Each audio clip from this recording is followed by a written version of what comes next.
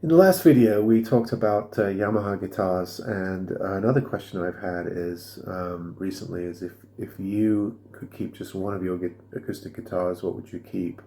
And the answer is instantaneous. It's either one, probably the most modern, my 1984 Alvarez Yairi guitar, or the 1971, which is made out of Jaraconda Brazil wood, and that usually sparks a conversation about the whole Yairi versus Alvarez sort of distinction.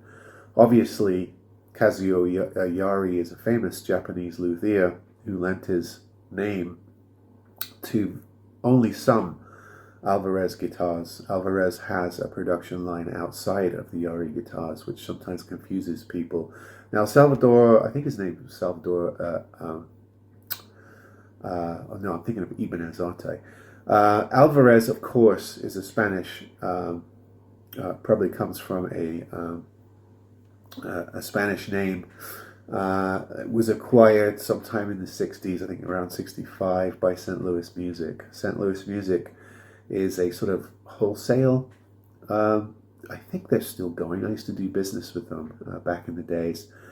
And they sort of acquired the Alvarez lines, and the CEO of that particular company, I think his name was Kornblum, teamed up with Kazuo Yairi in the late '60s. Now, Kazuo Yairi started out almost exclusively making classical nylon strung guitars. He didn't make any acoustic guitars. He didn't make any steel string guitars. He learned his craft purely in the older traditions, the post-Torres classical guitar style, and you can find a number of Kazuo Yairi classical guitars still on the market, and of course there's also Sada Yairi now as well.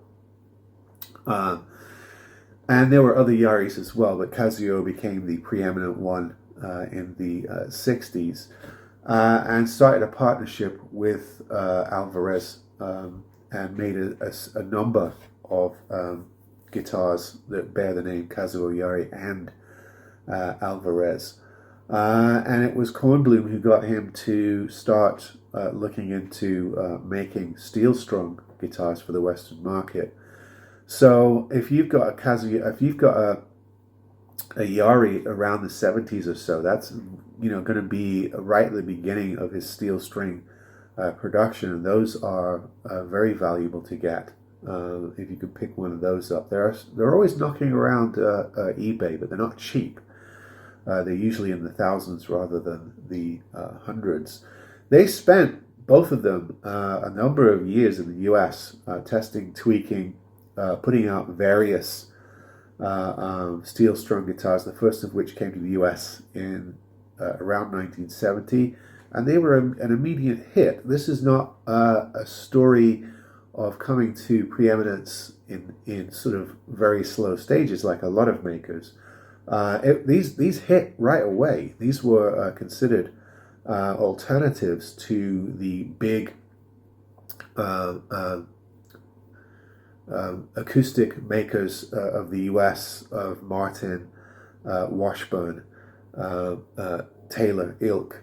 And they challenged the big American makers right away.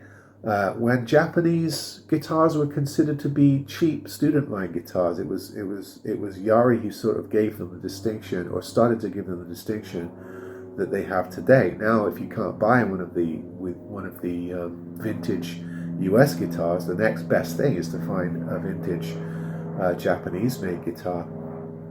And of course, the momentum was heightened by a number of professionals playing Yaris in the early '70s.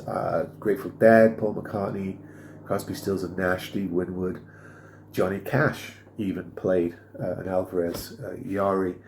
And around the 2005 mark, St. Louis went through a change of ownership, and I think that's when the company sort of rebuilt itself or restyled itself, and started to make guitars outside of the Yairi provenance, and gain their own distinction on their own, not relying purely on the Yairi name to sell the guitar. So there's a lot of good Yairi guitars that are not, sorry, good Alvarez guitars that are not made in conjunction with Kazuo Yairi. They did still continue for a short while in the 2000s. You can buy a 2000s Kazuo Yairi, but they became sort of, what do you call it, custom shop type guitars. So they were built to specific players' needs, usually professional players' needs. Became the sort of 2000 plus guitars that we know today. However, I think that Alvarez learned a lot from the Yairi years and have since then really improved the rest of their line. There's just a few things here to note from Alvarez. They have an artist series, which is their flagship line. These are affordable solid top instruments. I've had a number of these. The artist series 90, the AR90, the 60, both really good playing guitars. The 30, I think, is the cheaper one. And then they have an elite series of guitars, the Artist Elite, which is sort of the top tonewood, eye-catching kind of productions.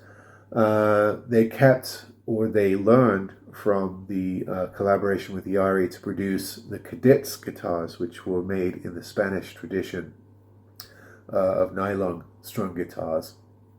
And then early in the 2000s, they started their Masterwork series, which are sort of probably an extension of what they developed under Yairi, and then sort of moved into the rest of their production line.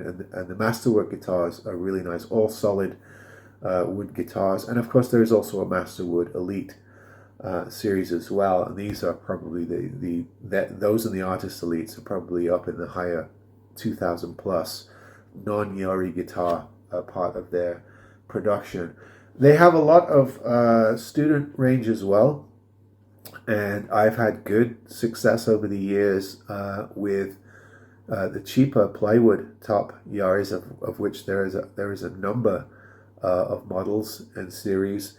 They're all well made, even if they're made with laminate woods, and they are one of the really reliable, along with I think Yamaha and Washburn. I think they are one of the, maybe Takamine as well. They are one of the top reliable sort of student to mid-range companies. I think that their student range is better than Fender, personally, more consistent anyway. And I think that at the foundation of how Alvarez Guitars has become such a reliable brand was that 1970s beginning 30 plus year collaboration with Kazuo Yairi, coming from the classical tradition and bringing in expert lutherie and design principles into the company and really helping them develop. And I think they've benefited from that, and I think that their profile as a company for acoustic guitars has risen because of that. And like I said, I have 2 Yairis myself, but I've also had a number over the years of non-Yairi Alvarez guitars that are, almost as good, maybe not quite as good, but almost as good. And they do make some really excellent guitars. So for the people asking me about, which guitar I would stick with, that's my answer, but it's more nuanced, because I think Alvarez is a very good and respectable company, and I think they're challenging now. I think a lot of these companies underneath the Martin Taylor divide are challenging. Even the ones made overseas in quality, they're really pushing. In terms of craftsmanship and woods and sound.